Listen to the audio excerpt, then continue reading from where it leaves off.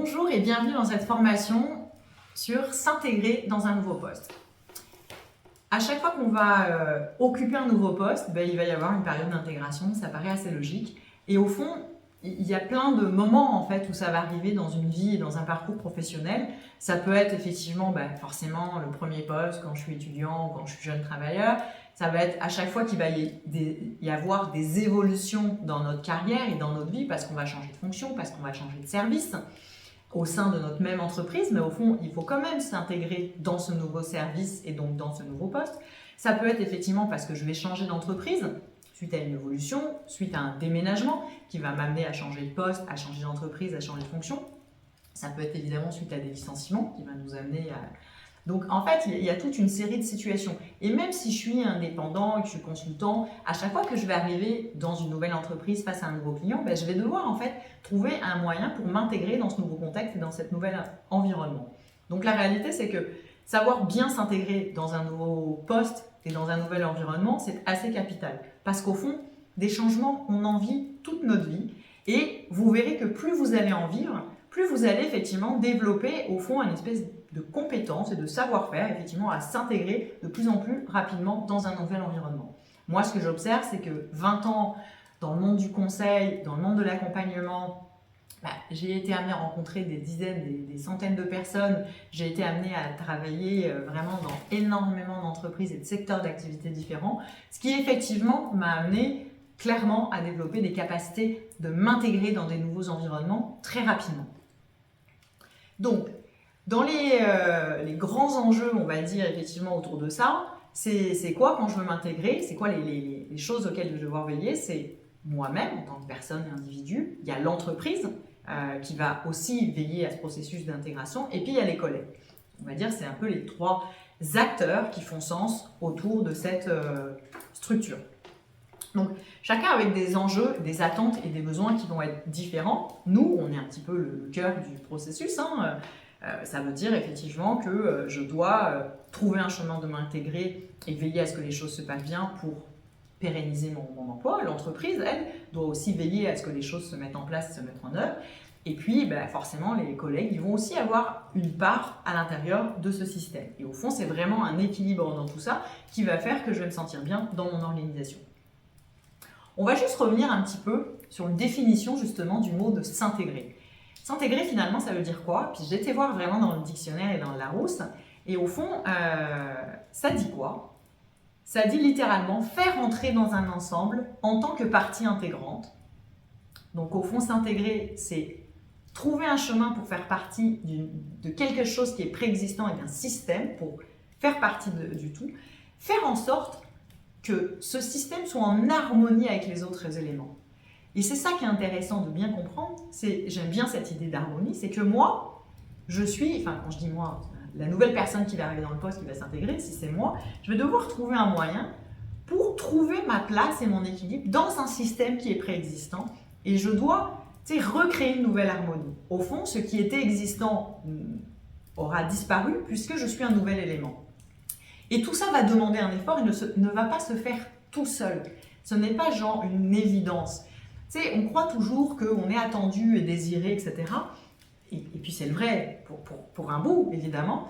Mais ça demande à chacun de faire des efforts parce que le système change et ça demande donc de recréer une nouvelle harmonie. Et ça, à chaque changement et chaque situation.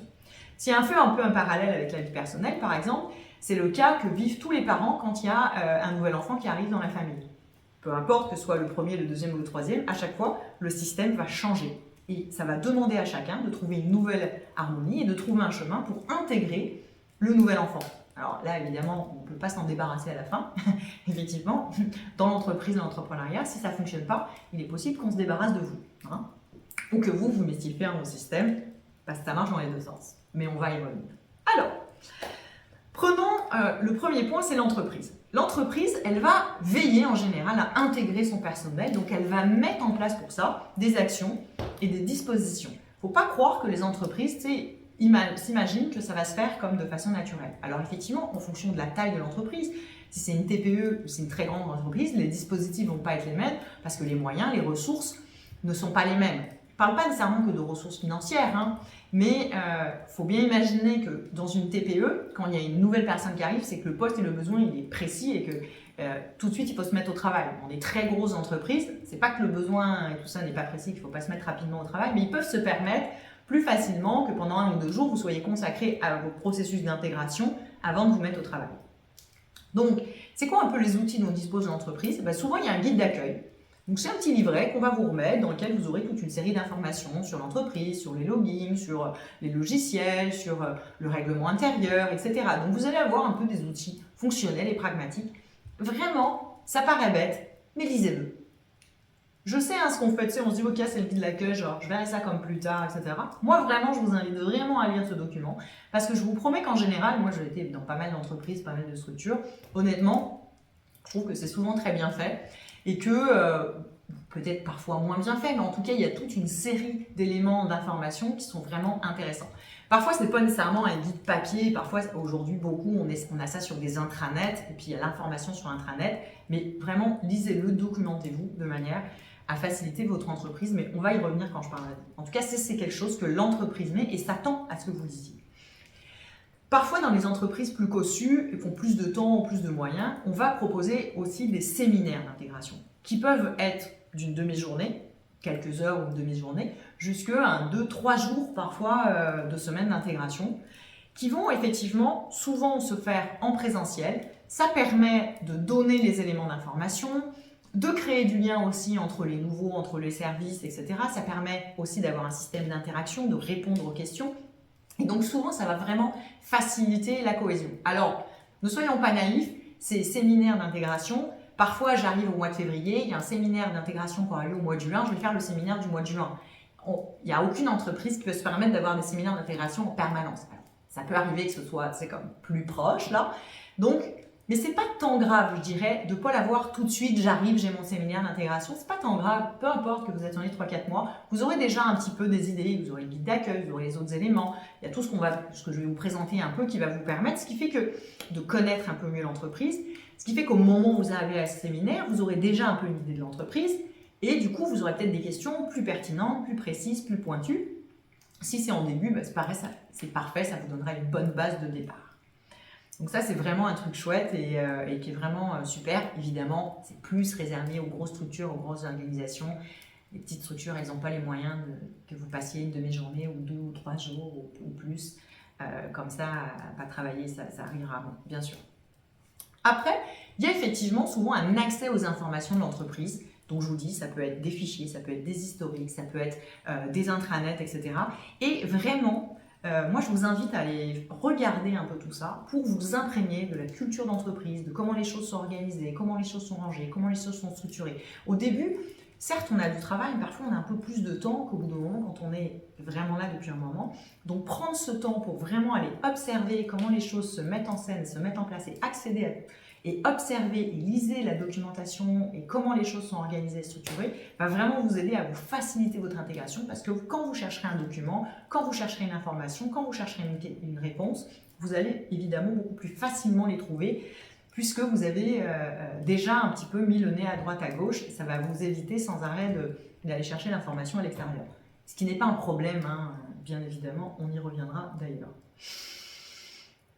Donc, et puis aussi, en fait, il y a des outils techniques et concrets. Quand on arrive, en général, on va vous donner les accès cantine, l'ordinateur, le bureau, etc.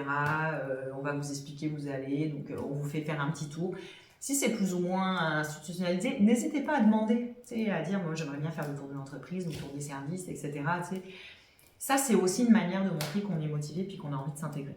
Donc, ça, c'est un petit peu la part de l'entreprise.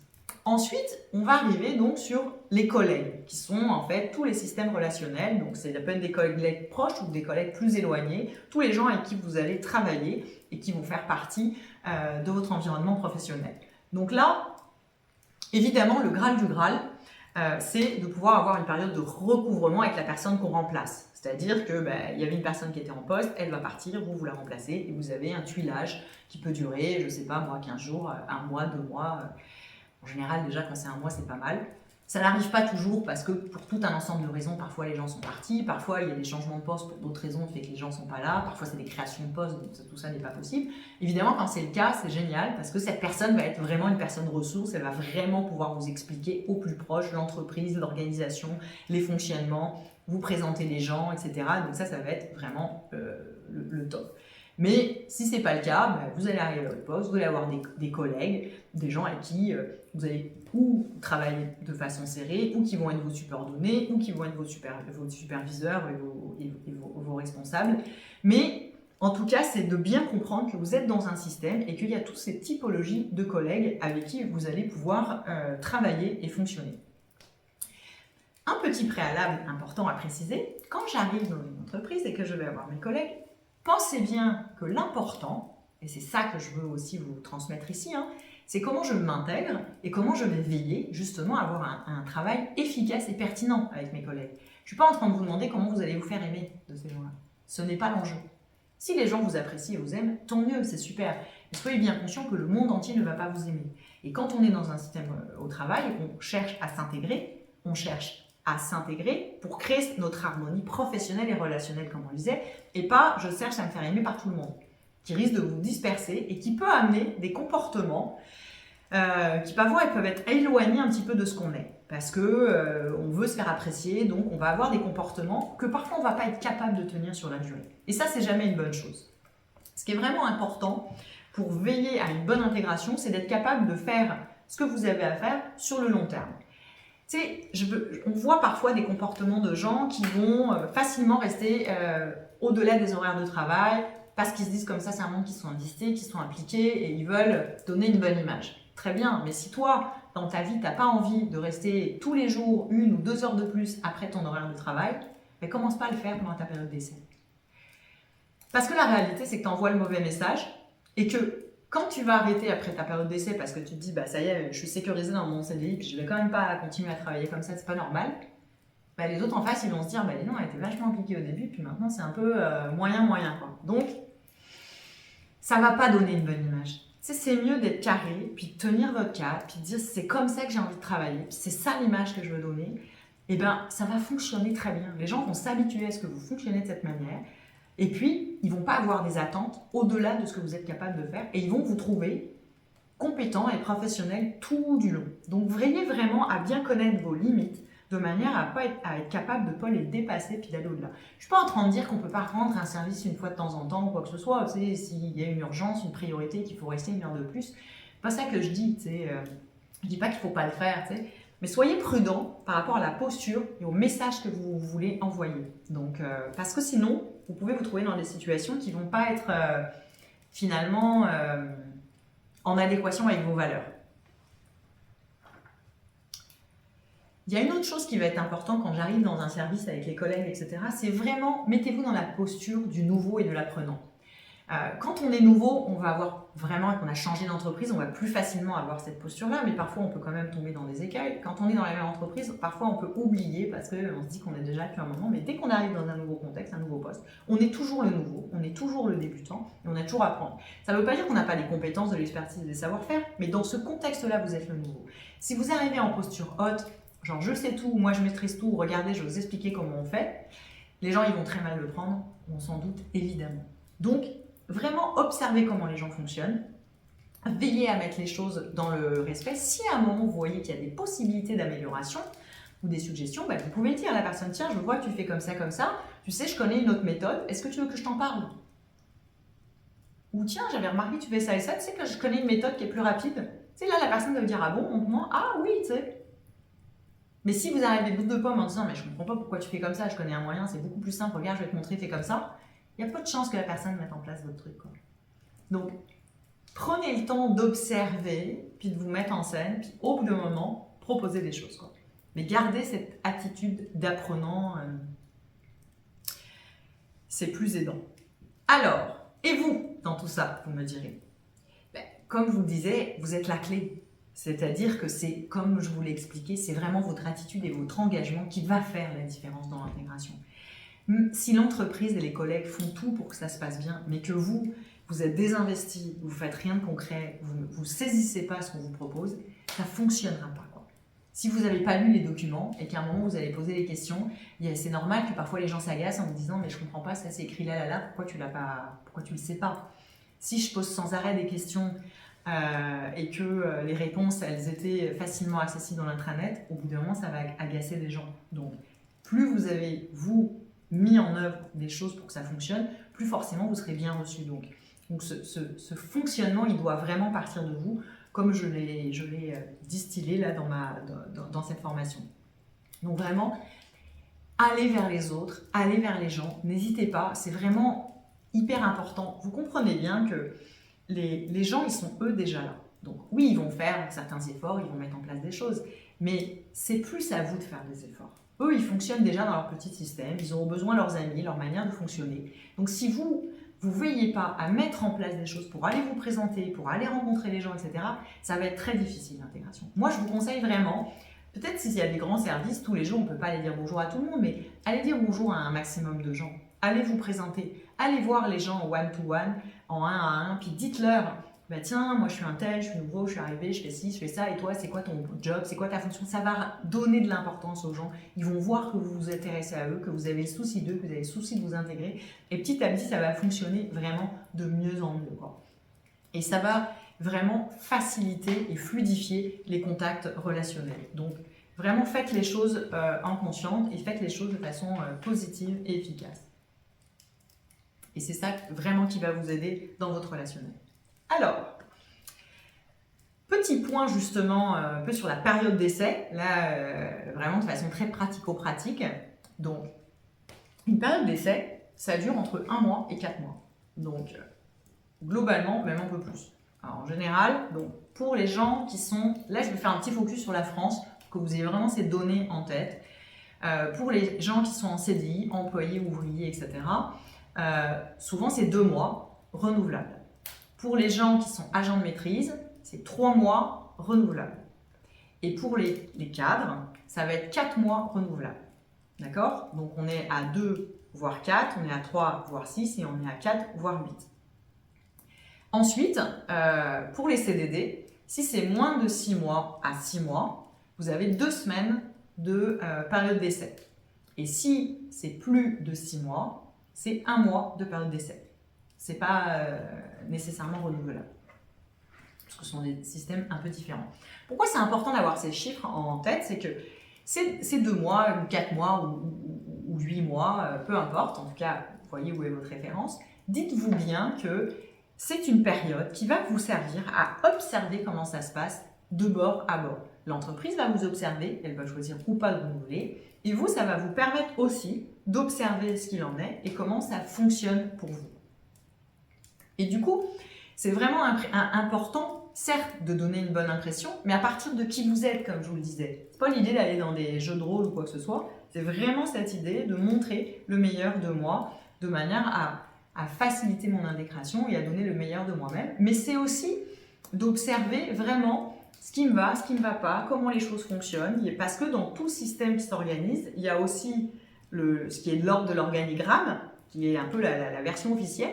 Puis en fait, il y a aussi ce qui est de l'ordre de comment ça fonctionne pour de vrai. Parfois, dans un organigramme, on va dire, bah, tiens, le responsable, c'est un tel, c'est lui qui est censé décider ça, ça, ça. Puis quand vous regardez comment ça fonctionne dans la vie, vous allez vous dire, tiens, c'est marrant parce qu'en fait, tout le monde va poser la question à cette personne. C'est lui la personne ressource.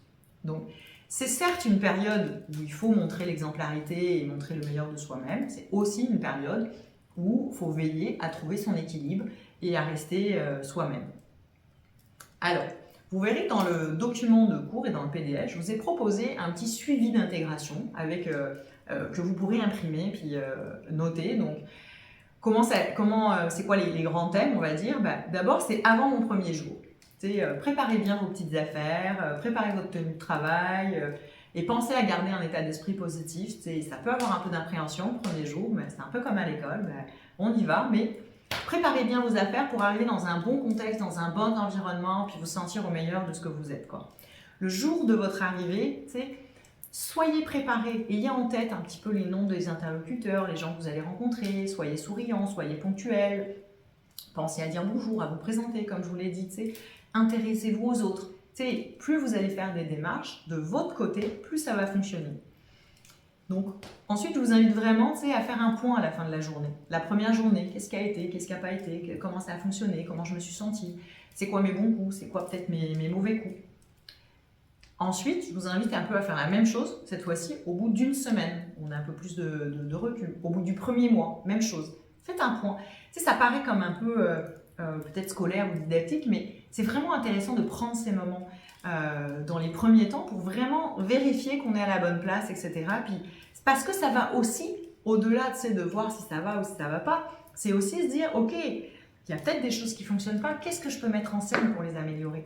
Parce que l'idée, c'est si je tiens à cet emploi, à cette entreprise et que ça fonctionne, et qu'il y a des petites choses qui me dérangent, est-ce que je peux mettre en place des choses pour l'améliorer par rapport à mon étude et par rapport à celle d'en face? C'est ça qui va vous aider. Comment ça fonctionne dans les relations avec vos collègues? Bien, moins bien? Qu'est-ce que je peux faire pour améliorer la situation s'il faut? Pour faciliter et améliorer mon intégration. Même chose dans la relation avec votre manager.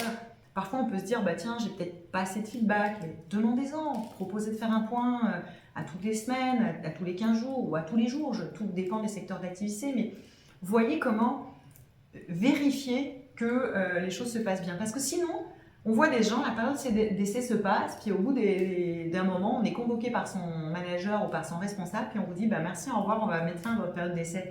C'est sûr, c'est dur, quoi. Si t'as jamais fait de point, t'as jamais eu d'information, jamais de feedback. Donc j'entends bien que c'est aussi le rôle de l'entreprise et du manager, je ne dis pas ça.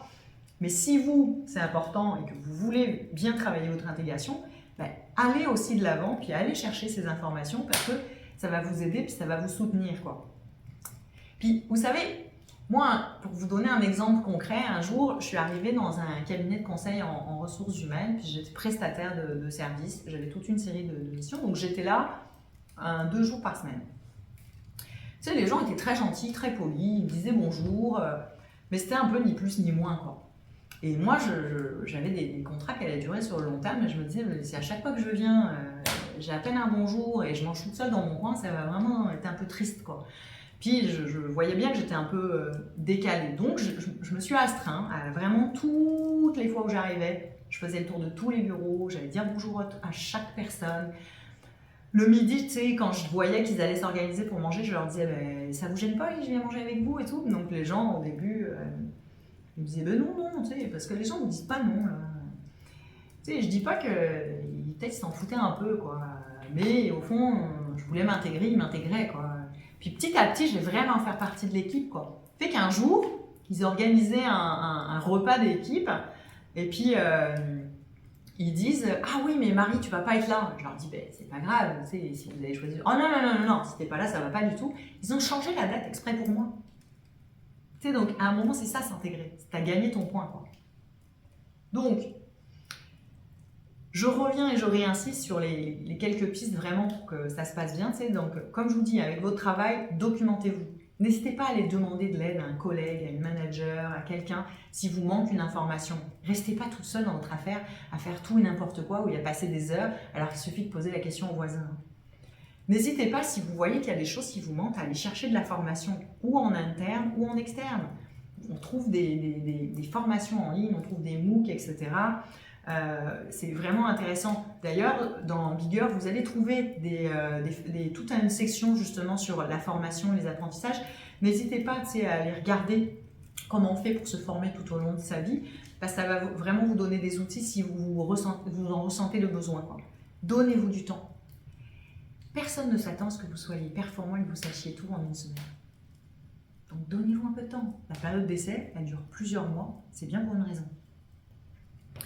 Avec vos collègues, allez déjeuner avec eux si tout le monde déjeune ensemble. Allez prendre des cafés avec les gens si tout le monde prend des cafés. Ok, vous me direz, j'aime pas le café, prenez un thé. J'aime pas le thé non plus, buvez un verre d'eau ou même ne buvez rien du tout. Mais allez passer ce temps si c'est informel. Pensez à dire bonjour, prenez votre place aussi. Demandez de l'aide, intéressez-vous aux autres, proposez aussi votre aide. Si vous avez un petit trou, un petit temps, n'hésitez pas. Tout ça, ça va vraiment faciliter les choses. Avec votre manager, allez faire des points régulièrement, demandez des feedbacks, demandez de l'aide, du conseil, des ressources s'il faut, si vous manquez des choses, quoi. Demandez des formations au besoin, comme je vous le disais, quoi. C'est tous ces éléments qui vont vous aider vraiment c'est des bonnes pratiques pour vraiment bien s'intégrer dans un travail et une organisation et une entreprise. Un petit peu avant la fin de la période d'essai, c'est forcément le temps de faire le point, parce que c'est vraiment le temps du go-no-go quelque part. Est-ce que finalement je consolide mon emploi, ou est-ce que je décide d'y mettre fin parce que ça ne me convient pas? Et c'est une vraie question qui va se poser. Donc, faites le point au niveau professionnel. Comment ça se passe pour moi? Est-ce que je me sens bien? Est-ce que ça fonctionne? Est-ce que l'emploi et les missions et les compétences qu'on m'a données, ça me va? Parfois, tu sais, je vous demande pas, comme ça vous plaît à 100%, il peut y avoir des petites choses où vous dites, bah ok, ça pourrait être mieux, mais parfois ça va s'améliorer avec le temps, parfois on a pu en parler, on sait qu'il va y avoir des perspectives. Au niveau relationnel, comment ça fonctionne? Au niveau managérial, comment ça fonctionne? C'est l'ensemble de ces éléments qui vont vous permettre d'avoir un éclairage et voir comment ça fonctionne. Puis vraiment, prenez le temps de l'écrire là dans votre document de cours, de vous dire, ok, comment ça fonctionne les choses? Qu'est-ce qu'il en est pour moi? Écrivez-le, vous verrez que passer par l'écrit, c'est toujours un exercice qui est très intéressant parce que ça nous oblige à formaliser vraiment les choses concrètement puis à en prendre conscience, quoi. Puis si vous avez vraiment fait votre petit suivi au fur et à mesure du temps, vous aurez aussi ces éléments puis vous vous dites, bah, tiens, il y a des choses qui s'améliorent, ou au fond, je vois que ces problèmes-là, ils sont tout le temps récurrents puis ils sont tout le temps là. Peut-être que, évidemment, c'est le moment de se dire que j'ai envie d'aller faire autre chose. Voilà. Mais le plus souvent, ça fonctionne, hein, sinon on n'en serait pas à la fin de sa période d'essai. Si vraiment ça doit dysfonctionner, en général, j'ose espérer, et surtout si vous suivez tous ces conseils, vous allez vous en rendre compte un peu plus tôt et du coup vous mettrez fin peut-être au système plus tôt. Évidemment, hein, j'entends bien qu'il y a l'entreprise qui a son avis à avoir, donc souvent, vers la fin, c'est pas mal de faire un petit point pour voir ce que les uns et les autres, il y a le point intermédiaire au moment du renouvellement qui peut être la fin, et puis parfois il y a le point final. On voit aujourd'hui, on est en 2023, on voit aujourd'hui des entreprises qui enlèvent un peu les périodes d'essai pour valider tout de suite les gens en CDI pour être sûr de garder, parce qu'il y a des secteurs d'activité où c'est un peu la crise. Donc ça, c'est aussi un choix. Après, il n'y a rien qui vous empêche, si vous n'avez pas de période d'essai, néanmoins de faire cet exercice et ce processus d'intégration, et si ça ne vous convient pas, d'aller chercher un travail ailleurs et de démissionner tout simplement. Donc voilà ce que j'avais à vous dire sur l'intégration dans un nouveau poste. Donc n'oubliez pas de faire vos exercices, et puis je vous souhaite belle suite et bonne intégration. Merci beaucoup, au plaisir.